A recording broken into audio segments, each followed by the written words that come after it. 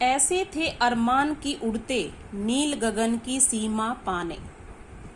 पक्षी कहते हैं कि कभी उनकी इच्छा होती थी, अरमान मीन्स इच्छा, कभी उनकी इच्छा होती थी कि वे यानी कि पक्षी कि हम उड़ते उड़ते नीले आसमान की सीमा यानी कि आसमान का जो छोर है उसको वो देख लेते।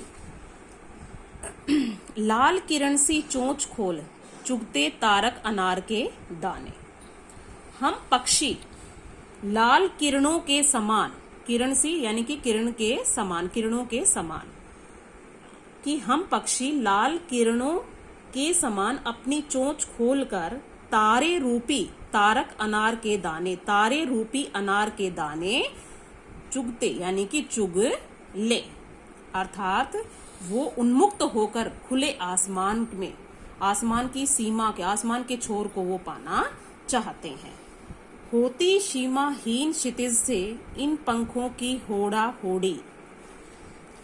पक्षी अपनी स्वतंत्र प्रियता और उड़ने की इच्छा व्यक्त करते हुए कहते हैं कि हम पक्षी उड़ान भरते हुए, हम पक्षी उड़ान भरते हुए इस असीम, सीमाहीन यानी कि असीम जिसकी कोई सीमा न हो, क्षितिज को पा सकें। क्षितिज मीन्स जहां पृथ्वी और आकाश के मिलने का आभास होता है,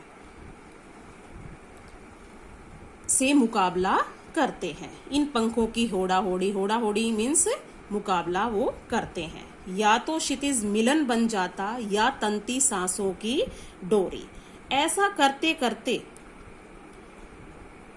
करते हुए या तो हम क्षितिज को पा जाते, मिलन बन जाता मीन्स उसको पा जाते, या उड़ान भरते भरते यानी कि उस क्षितिज को पाने की इच्छा में उड़ान भरते भरते हमारी मृत्यु हो जाती। तंती सांसों की डोरी, तंती सांसों की डोरी मतलब मृत्यु हो जाती।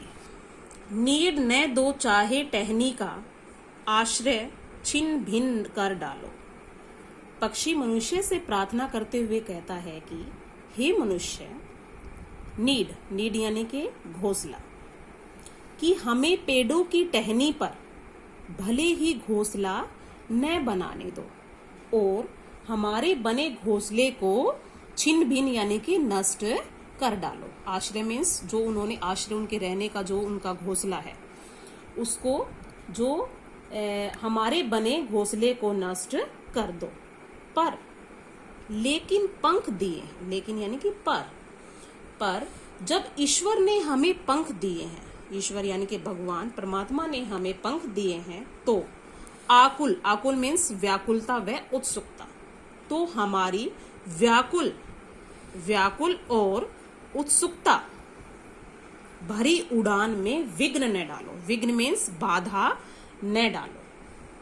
अर्थात पक्षी मनुष्य से प्रार्थना कर रहा है कि वो उनकी व्याकुल और उत्सुकता भरी उड़ान में बाधा न बने, अर्थात पिंजरे में बंद करके हमारी स्वतंत्रता वो न छीने, बल्कि उन्हें उन्मुक्त होकर यानी कि स्वतंत्र होकर उन्हें खुले आसमान में उड़ने दे। धन्यवाद।